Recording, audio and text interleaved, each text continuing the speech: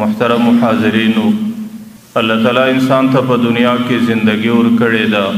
خود دا انسان زندگی پا دنیا کی دا سفر زندگی دا، زکر دا دنیا دا انسان دا پارا وطن اصلی او اصلی کور نبلل کیشی، بلکہ دا مسلمان دا پارا وطن اصلی دا جنت دے او دا کافر دا پارا وطن اصلی دا جہنم دے۔ دا دنیا دا انسانیت دا پارا صرف دارالاقامت دا دے دنیا کے انسانان یو سورز ژوند کے رہی،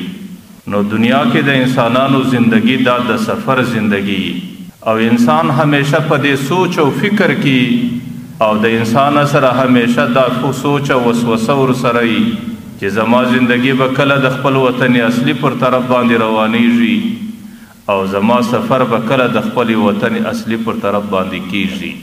دا دے مثال دا سی دے لکه یو سڑے دے اغی د خپل کور او کلی او وطن سلیری او بل ملک بل وطن لولاړ سی، د صد فارز یا تجارت کئی یا مزدوری کئی یا زراعت و کشتکاری کئی یا بل محنت او خواری کاجی، لیکن دا اغی بچان دا اغی مور افلار دا اغی قریبان دا ټول په خپل کلی او کور کی فاتحی، نو اغا انسان ہمیشہ حلتا دا سفر فا زندگی کی او اغا انسان ہمیشہ پا دے سوچ و فکر کی چی زما سفر بکل ختمی جی، زما دا تکلیف و مشقت بکل ختمی جی او زما دا فراق و جدائی بکل ختمی جی،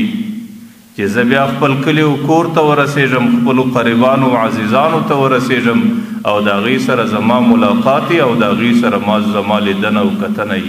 نو دنیا کی بعینہی انسانان پا دغ شکل باندې مسافر دی او د خپل سفر د ختمیدو په انتظار باندې دی او د خپل اصلي وطن او د اصلي کور پورې د رسیدو په انتظار باندې دی، خو زموږ دا سفر همیشه روان دی، که انسان په حالت د خوب کی، که انسان په حالت د وشوال کی، که انسان په حالت د غم کی، که انسان په حالت د خوشحالی کی او که د ستړیا زمانه که د راحت و سایه زمانه که د یخ زمانه که د ګرمۍ زمانه د انسان سفر روان دوان دی او منټ پر منټ او غړی پر غړی لمحه پر لمحه باندې انسان د سفر اختتام ته نږدې کیږي او د خپل کور پر طرف باندې روانېدلو ته رسیږي، ځکه الله تعالی انسان هغه کور ته رابولي، والله یدعو الی دار السلام، اللہ تعالیٰ بندہ توی رازہ خپل کور لا خپل د سلامتیاو د خوشحالی ځای له رازہ، او پیغمبر علیہ السلام هم په خپلو تعلیماتو کې همیشه د هغې کور